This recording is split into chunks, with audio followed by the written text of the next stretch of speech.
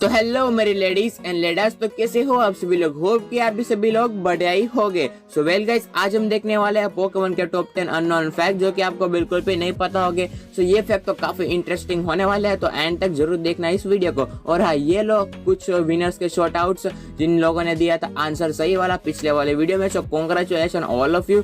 And guys, आप ऐसे ही short outs का मौका पाना चाहते हो तो यार हमारे क्वेश्चन का आंसर देते रहो, मीन्स पोके क्विज का आंसर देते रहो, जो कि वीडियो का लास्ट में होगी हर बार। So well, let's begin. Fact number 1, मियाउथ एक अकेला ऐसा पोकेमोन है जिसके पास 2 रीजनल फॉर्म एग्जिस्ट करते हैं। मतलब कि यार जब अलोला रीजन इंट्रोड्यूस किया गया था तब मियाउथ के पास अलोला का एक डिफरेंट फॉर्म था, और जब गालार इंट्रोड्यूस किया गया तब उसके पास गालार का भी एक अलग से यूनिक फॉर्म था। और हाँ, इतना ही नहीं, उसके पास एक जायगंडा मैक्स होने की एक एबिलिटी भी है जो कि उसको एक पावरफुल पोकेमोन बना देती है। फैक्ट नंबर 2, यहाँ पर हम बात कर रहे हैं रीजनल पोकेमोन की, जो पोकेमोन डिफरेंट रीजन में अलग अलग टाइप से दिखते हैं। तो यहाँ पर हर एक रीजनल पोकेमोन तो है ही, मगर उनमें से एक भी यार Pokemon water and bug type का अभी तक नहीं बनाया गया है पोकेमोन के सीरीज में।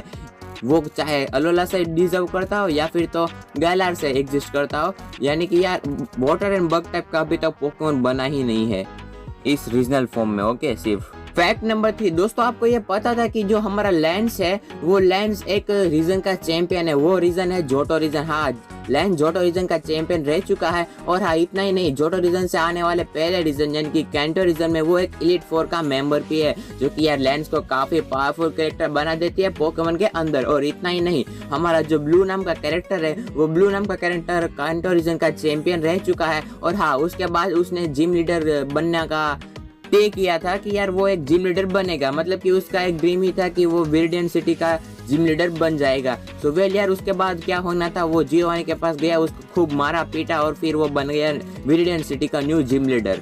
नंबर 4, दोस्तों आपको तो ये पता ही होगा कि पोकेमोन में जो भी जितने कैरेक्टर्स है उन कैरेक्टर्स के लिए एक एक अलग अलग वॉइस आर्टिस्ट होता है। और वैसे ही यार हमारा एस कैचम का भी एक वॉइस आर्टिस्ट था जो कि एक फीमेल थी कैरेक्टर, और उसका नाम था वेरोनिका टेरा। और वेरोनिका टेरा जब अपना एस कैचम के लिए यार अपना वॉइस देने गई थी तब यार एस का नाम एस नहीं रखा जाने वाला था, एस का नाम होने वाला था कैसे। मगर यार उन्होंने एस का इंटरव्यू दिया और फिर यार उसने ही बताया कि इस कैरेक्टर का नाम एस होना चाहिए इंग्लिश वर्जन में। ओके, और ये वॉइस कैरेक्टर थी वो भी इंग्लिश डब में ही की थी उसने। मतलब कि यार ये इंडिया से बिलोंग नहीं करती, ये बाहर के देश की है। ओके, तो यार ये समझ जाओ। तो हमारे एस का नाम पहला कैसे होने वाला था। फैक्ट नंबर 5, क्या आपको पता है कि जो XY की पोकेमोन की सीरीज है उस सीरीज में यार ब्रोक को मेंशन नहीं किया गया था। मतलब कि यार ब्रोक के साथ काफी नाइंसाफी हुई थी उस सीजन में, क्योंकि यार पोकेमोन के अभी तक जितने भी सीजन बने हैं उन सभी में यार ब्रोक को अपीयर किया जा चुका है या फिर तो उसका मेंशन किया जा चुका है किसी ना किसी तरीके से। मगर यार XY एक अकेले ऐसी सीजन है पोकेमोन की जिसमें यार ब्रोक का मेंशन कुछ भी नहीं था, यानी कि यार ब्रोक को तो भुला ही दिया गया था, जो कि यार पोकेमोन का काफी अच्छा कैरेक्टर है और मेन कैरेक्टर भी हम कह सकते हैं इसको।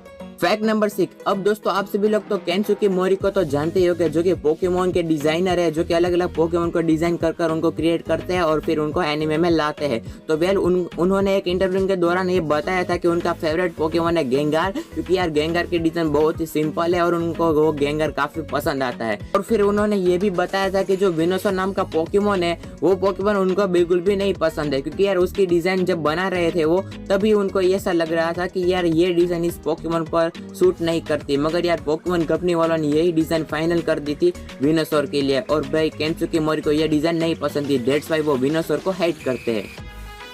फैक्ट नंबर 7, दोस्तों आपको ये तो बिल्कुल भी नहीं पता होगा कि हमारे रियल वर्ल्ड में एक ऐसी बी एग्जिस्ट करती है जिसका नाम पोकेमोन के ऊपर से लिया गया था, और उस बी का नाम है चिली कोला चारिजार्ड। अब आप दोस्तों ये तो आइडेंटिफाई कर ही सकते हो कि ये कौन सा पोकेमोन है और ये किस टाइप का पोकेमोन है। चारिजार्ड, हाँ, पोकेमोन का वर्ल्ड फेमस पोकेमोन, जो कि काफी अच्छा पोकेमोन है। फैक्ट नंबर 8, एस कैचम ने यार शुरुआत से ही पोकेमोन का शुरुआत से ही काफी ज्यादा पोकेमोन कैच किए हैं और काफी ज्यादा पोकेमोन को तो भाई हर एक रीजन में रिलीज भी कर दिया है, क्योंकि यार उसकी ही यही आदत है कि यार भाई पोकेमोन पकड़ो और फिर उसका काम हो जाए तब उसको छोड़ दो। मगर यार अब यहाँ पर हम बात करेंगे एस ग्रे निंजा की। जब एस ने उसके ग्रे निंजा को कैच किया था तब यार एस ग्रे निंजा उसके साथ सबसे ज्यादा टाइम रहा था। मतलब कि एस ग्रे निंजा एक अकेला ऐसा पोकेमोन है एस कैचम का जो कि उसके साथ 137 एपिसोड तक रहा था, और एस ग्रे निंजा उसका ही एक रिलीज पोकेमोन है जो कि सबसे ज्यादा उसके साथ टाइम स्पेंड किया था बाकी सभी रिलीज पोकेमोन के मुताबिक।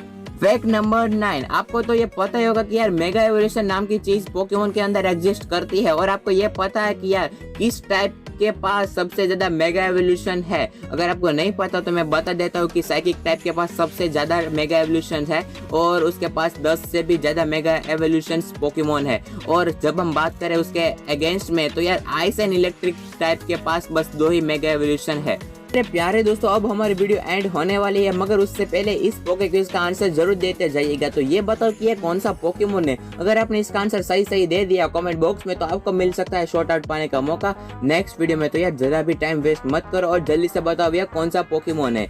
सो वेल दोस्तों, फैक्ट नंबर 10 और हमारा आखिरी फैक्ट, आपको ये पता था कि यार जनरेशन 2 की गेम मतलब कि गोल्ड एंड सिल्वर की गेम में अगर आप यार किसी भी पोकेमोन को कैप्चर करो तो यार उस कैप्चर किए गए पोकेमोन का जो कलर होता है वो वही सेम कलर पोकेमोन के ऊपर छप जाता है कुछ देर के लिए। वो तो एक ग्लिच था इसीलिए ऐसा होता था, मगर यार थोड़ी देर के बाद उस पोकेबॉल का कलर फिर से नॉर्मल हो जाता है जो कि रेड एंड व्हाइट होता है। मगर ये वाला फैक्ट काफी यार रोमांचक था और यार बहुत ही मजेदार था यार। इवन से यार मैंने तो उस गेम को ट्राई भी किया था और मैंने उस गेम को खेला भी था और यार मुझे तो मजा आ गया। मैंने हर एक पोकेमोन को कैच किया और हर बार यार मेरा पोकेबॉल का कलर चेंज होता रहा और वो देखने में यार अलग ही मजा आ गया।